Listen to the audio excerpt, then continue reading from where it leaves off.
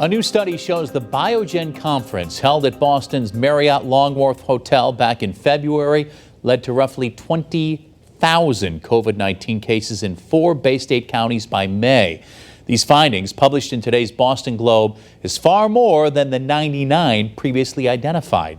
3 scientists studied nearly all the confirmed early cases of the illness in the area by changes in the genetic makeup of coronaviruses as they passed from one person to another. The researchers were able to then assess the broader impact of the super spreader event. In Connecticut, a coalition of unions representing more than 60,000 school staffers is demanding safer conditions before those staffers return to work.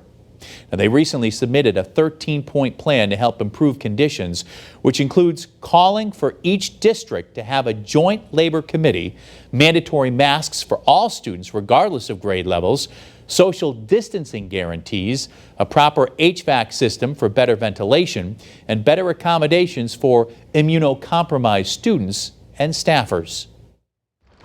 And for more coverage on the coronavirus emergency as it continues to develop, log on to our free streaming Western Mass News app.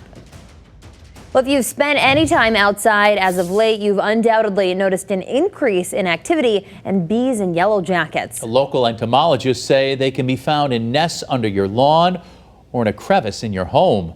The Western Mass News anchor Beth Ward joins us live from her home with how to find where they're nesting. Beth. Yeah, it can be tricky, guys. You know, even sitting in my own backyard last night, it wasn't the mosquitoes that were the issue. It was really the yellow jackets, and right now they are everywhere.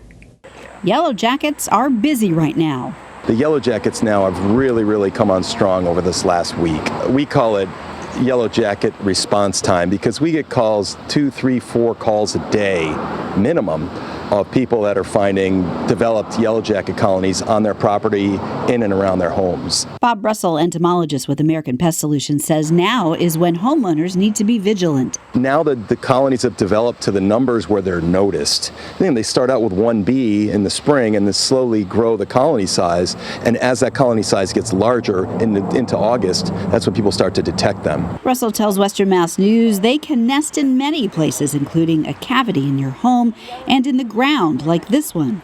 An unsuspecting landscaper or homeowner cleaning up their yard, cutting the lawn, will run over it or step on it or weed it, whack around it, and end up, sending the alarm to the nest, and 50 of them will come out to defend the nest, and they can sting you multiple times each one. If they appear to be acting erratically, there's a reason. Now you have this high number of workers in the colonies, in multiple colonies, and they're all out there trying to gather food to feed the colony and feed the larval stages in the colony.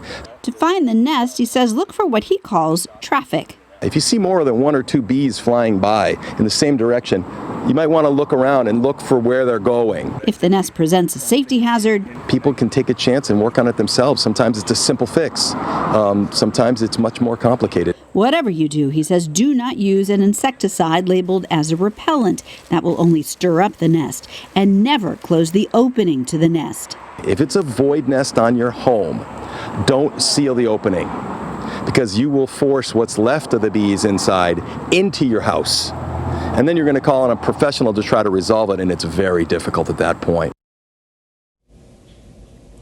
Well, unfortunately, Russell says that yellow jacket activity really doesn't let up until at least October, depending on the weather. And while those small jobs may be able to be taken care of by the homeowner, he says most of those bigger ones, at least for me anyway, he says you might want to call a professional to get it done right and to get it done safely.